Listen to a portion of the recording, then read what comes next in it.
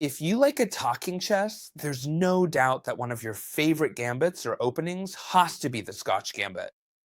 It's one of the channel's favorites that we've seen several times, and of course, one of my personal favorites. It's probably the gambit I use the most in my games with the white pieces. So in this video, I'm going to show you a variety of different tactical ways to end up successfully winning your entire game by delivering a checkmate with the specific gambit that we are looking at right here. And if you keep it in mind, you can win a lot of games, whether they're fast or even slow ones, because it's a spectacular gambit. Pay attention, because getting to this point is very simple. We play e4, the king's pawn, e5, knight to f3, attacking the e5 pawn, knight to c6, defending it. This happens in the vast majority of your games, right? And here, instead of playing the Italian or the Spanish, we go straight for d4, the only correct move against the Scotch Gambit. We've studied this many times on the channel. It's pawn takes pawn, because if not, they won't let us advance, capture, or all sorts of other things. And here, instead of recapturing, which would be the normal standard Scotch opening, we're going to play the Scotch Gambit with bishop to c4. And here we have finally reached exactly the ideal position we want, which is the typical starting position of the Scotch Gambit.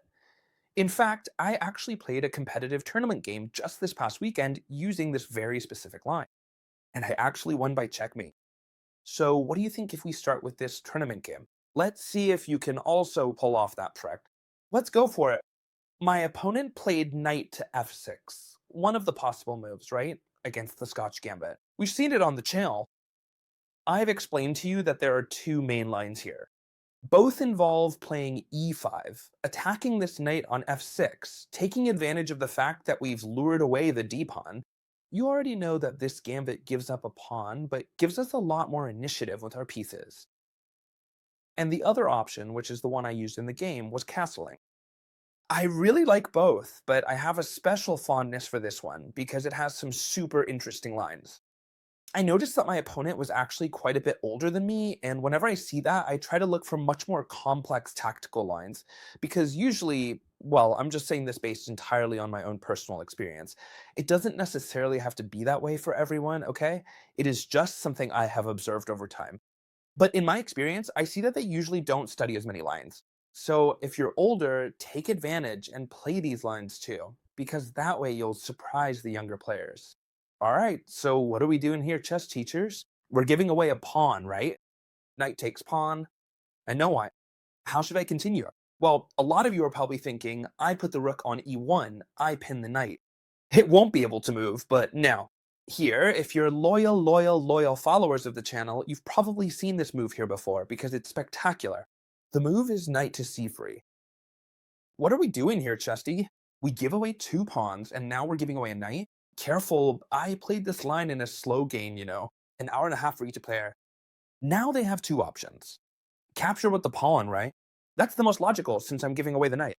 Or if they start to send something, and they see that capturing with the pawn must be a little trap they can capture with the knight.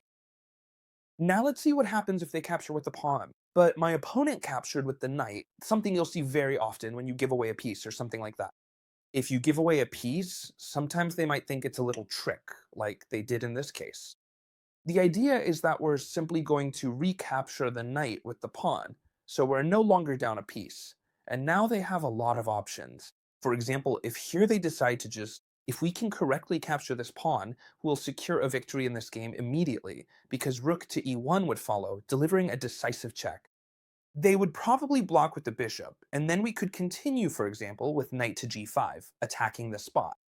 The knight couldn't come to defend because it doesn't exist, and this game would be completely won for us, very, very easily. The idea is that my opponent, very wisely, played the correct move here. d5, careful, he was well prepared, but I still ended up checkmating him anyway, so stay tuned. The bishop is attacking me. I'm gonna have to reposition it, that's obvious. Before I even think about repositioning my piece to a better square, I really want to take full advantage of the fact that I have this specific move available to me, which essentially functions as a completely free check, right? It is important to realize that you simply won't know how to continue the game effectively if you have only memorized lines without understanding the underlying principles. Let's go ahead and see what happens next. My opponent decided to castle to secure their king, and in response to that, I simply recaptured this central pawn using my knight to maintain my development and pressure. Now you'll see why. I'm bringing another piece into play. And also, the most important reason why I captured with the knight is because that way I opened the diagonal so my queen could join the attack, you see? Together with the bishops, going after the enemy king. As you can see, this position looks really good for the engines. Sorry, for us, for white.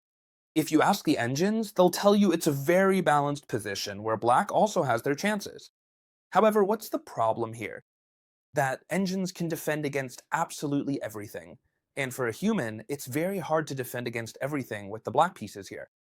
Centralized knight, both bishops coming in, the queen as well, and the knight can jump in at any moment. Let's see how this ends. My opponent plays bishop to f6, trying to come back and defend, because look at this. This bishop can't get out anywhere, right? We would capture it. They can hardly do anything. Capturing here would fix our pawn structure. So my opponent, wisely, plays bishop to f6, trying to hold his position together. What's the problem with bishop to f6? Actually, none, but look at how we keep putting on the pressure. Bishop to a3. The good thing about having isolated pawns, which is usually a bad thing in an endgame, is that as long as there are still pieces on the board, look at how the pieces can come out wherever they want. Now this bishop, which nobody expected, comes out via a 3, attacking the rook. A rook that has to move out of the way, and now, without a second's hesitation, I bring the queen to h5. It's pretty clear that we're the ones attacking here, right? My opponent has to be on the defensive. In this case, for example, he played g6, the only move to prevent checkmate on h7. The idea is that here I made an incredible queen sacrifice. Pay attention, the queen sacrifice was this: queen takes d5. Giving up the queen completely, and when they captured it, it simply continued with rook takes rook, check. The king has only one move. My bishop came in through f8, and now bishop to h6 ended up being checkmate. Pay attention to this. You already know how we got here, right? Now they have two options: capture with the pawn or capture with the knight. Let's keep watching for a moment to see what happens if they capture with the knight, because there's something super interesting I need to tell you. When we recapture, which we should do, if they capture with the knight, we simply recapture and we're no longer down a piece. Do you remember I told you it was a complete mistake to capture here now? Because then we would be completely winning with rook to e1, knight to g5. Alright, that's not something you can do. Always keep that in mind. It's much better, for example, to play d5, cutting off the bishop's diagonal. Much better. In my game, I played rook to e1, remember? So here, I found a game where bishop to d3 was played directly, and it also had excellent results. What changed? Now, the player with the black pieces did capture this pawn here. Of course, starting to make pointless moves can also be punished in a very simple way.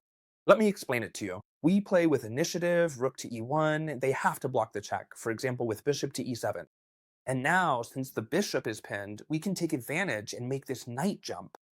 You remember what I always tell you, right? If you remember the plans, you'll be able to make your own plans during the game. In this case, I had already mentioned these knight jumps targeting the f7 square. Important, now we're not targeting the f7 square, but rather the h7 square, with both the bishop and the knight. It seems very hard to defend. g6 is a terrible move because it weakens all the dark squares, and this bishop would get in without any problem. h6 seems much more logical, kicking our knight out. Alright, whether they play h6 or not, pay attention to what we're gonna do. Knight takes on f7. An absolute bombshell. We sacrifice the knight, which they have to accept no matter what, because we're attacking both the queen and the rook. If they don't want to lose material, they have to take the knight. So here we can simply bring the queen in via f3. Pay attention, f3, not h5, f3. And now the black player is in a dilemma. They have two options. Either move the king back to g8 or e8, which would be followed by the bishop coming in, then the queen enters, and this would definitely end in checkmate. Or cover with the bishop on f6. That definitely seems like the better option. Now the king can find shelter. The bishop helps block all the threats, but here we're not going to let them get away. Now, yes, we come in along the h5 diagonal, q h5 check. Would it be possible to simply block with the pawn? No, because it's covered by the bishop and the queen, so the king has to move. Where should the king go? For example, if he goes to g8, they're lost.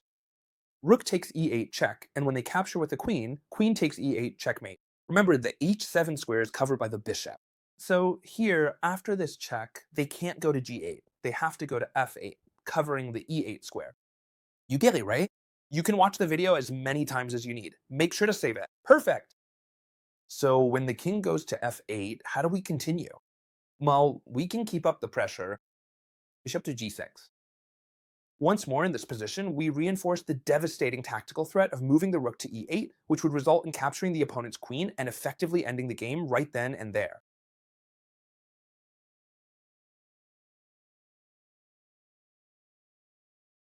By delivering a somewhat questionable check, we can effectively capitalize on the isolated pawns and the structural weaknesses to place this bishop on a3 and pin this knight. So at this point, they really can't do anything at all. For example, if they play bishop 6, which is what happened in the game, to play c5 and cut off the bishop, the game simply ends like this. Rook takes knight, removing the defender. You can't take with the queen because of the bishop. Bishop takes rook.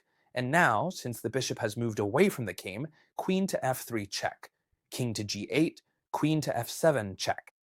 Pay close attention to this because it's very important. I've mentioned it to you, but I need to show you. When they capture with the knight, now we move on to the pawn, which is the best part of all.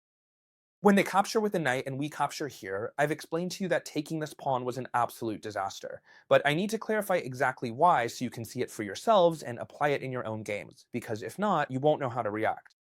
Very simple. Rook to 1 gives check, so they have to block, right? Easy. And now we jump with the knight. Up to here is what I had explained to you before, without moving the pieces. But you need to pay attention to an important detail, because otherwise you won't know how to continue. We're threatening the f7 square, right? So normally they castle, and then we bring the queen to h5, threatening checkmate on h7 with the queen and knight. But we're also attacking this square with the queen, knight, and bishop. You see that this is practically unstoppable. In theory, there's only one way to stop it, and that's by removing one of the attackers. Bishop takes knight. Here, your opponent will think they've solved everything, but the real detail I wanted to show you in this line is that after bishop takes bishop, my friends, we've trapped their queen. Do you see it? This queen can't go anywhere, so we're going it. They might want to play f6, but of course that's not possible. The p-pawn is pinned by our bishop on c4. So here they might as well resign or play on a queen down. Alright, here comes the best moment of the video. What happens if when you sacrifice the knight, they actually take it? Which would be the most normal thing in the world, right, Chesterton? Careful, you'll see that they'll play both moves against you, with the knight and with the pawn. But what happens if they take with the pawn? Well, here comes my favorite part of the video. We enter a forced line, where we're gonna put so much pressure on the player with the black pieces that they'll end up wishing they hadn't taken the knight. Pay attention, first bombshell, bishop takes on f7, drawing the king toward the center of the board. It's mandatory to capture, because if, for example, they try to move the king toward the center, we would simply play bishop to d5. We have an extra pawn, we're attacking this knight, rook to e1, the king is stuck in the center. Really bad. Obviously, this would be a huge advantage for us. So what happens if they take the bishop? And I can assure you that in every game where I've done this, they've always taken the bishop, obviously. So the move we need to play next is queen to d5, attacking the king, and pay attention to this. If we want, we can already recover this knight. Do you see it?